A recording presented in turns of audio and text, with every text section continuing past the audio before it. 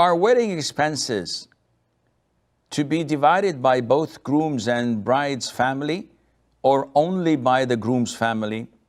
My father has no problem in spending half the amount of the walima, but the groom's family say that usually nikah expenses are done by the bride's family and the walima expenses by the groom's family. What is your advice, Sheikh? Because in the subcontinent we have nikah on the day and the walima the next day. First of all, the walima is usually done after the marriage has been consummated. Whether you do it on the same night or the night before, it's not a problem. You can do it either way you wish. The walima in Islam is the sole responsibility of the groom. And by the way, everything related to the marriage financially is the responsibility of the groom. So it's the boy who pays the dowry or the mahr, not the other way around. Women and their families are prohibited from giving the boy anything as a dowry, like in the subcontinent, because this is the doing of the Hindus. Muslims don't do that. Women are more honorable to be forced to pay for their marriage. We honor women. We don't accept this. In Islam, it's haram. It's prohibited. So it's the boy who gives the mahr, the dowry. It's the boy who also pays for the walima.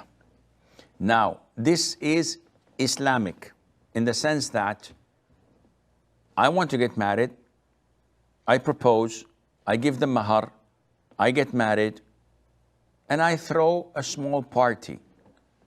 The Prophet ﷺ, when he saw Abdurrahman ibn Auf, may Allah be pleased with him, and he looked fresh, so he said, why do you look so fresh? He said, I just got married.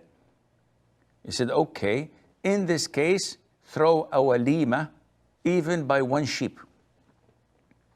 So he did not tell him to hire a hall in a fancy, expensive hotel. Rather, the minimum would be a sheep, and it can be less than that. The concept is to gather few Muslims to feast, celebrate, and eat. That's it. Now, people have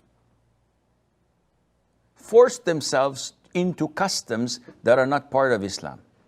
Like Rihanna says that they insist that the walima is to be done by the groom and the wedding party to be done by the girl's family. And this is nothing related to Islam. Yes, in most Arab countries, in my country, they have what is known as milka. And this is the marriage contract. The marriage is not consummated, only the writing of the marriage contract. And they throw a party. Then we have the wedding night, where the marriage would be consummated and the girl would move into her husband's house. And this is, they claim that the woman has to pay for this. But this is not part of Islam. This is cultural. So, as Muslims, we cannot burden the girl's family to make a wedding. Now you as a groom, you have to throw the walima. He said, Sheikh, I did that already. I had the marriage contract, I threw the walima, and I invited my relatives and my loved ones, and from the girl's family, we got like 5 or 10 people. Khalas, alhamdulillah, it's done. Yeah, but the wedding night, you want a wedding night? Your family wants a wedding? You throw a wedding. You can't ask the girl's family to throw a wedding that would consume 5 times the mahr, the dowry that you had paid. Be a man and don't ask for something that is not yours. So you want a mahr? Oh, no problem. You want a wedding night? No problem.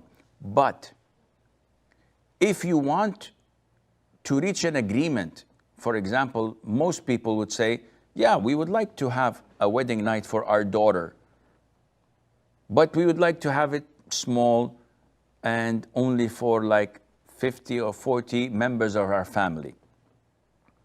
And we may invite 5 or 10 from the groom's family. Now, if the groom's family say, no, we would like to invite more of our people, tell you what, we'll share the expenses. We'll pay half of it. We'll pay 30%, 70%.